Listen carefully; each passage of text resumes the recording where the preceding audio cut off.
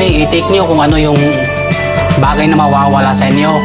Kung para naman sa kabutihan yon. Itong nangyayari sa buhay ko, kung hindi ako bossing sumugal, wala ako dito eh. Hindi kita makakasama. Kung di ko binenta yung motor ko, wala, kasama ko na lang dati, motor ko.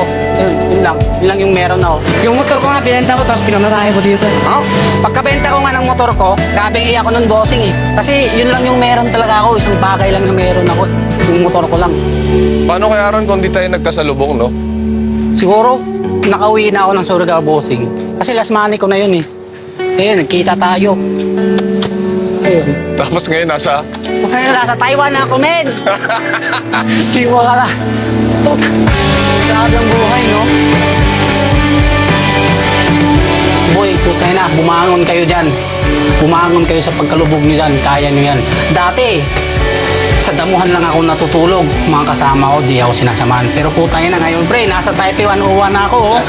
Putay na. Akalain mo, kasama ko ang pinakasikat na vlogger, si Kong. Ay, hindi nata ngayon. Hindi, kung TV pa rin. Kaya boy, tayo na. Bumangon ka. Kaya mo yan. Yun lang. Power. Nice! Ganda na sinabi mo, ah.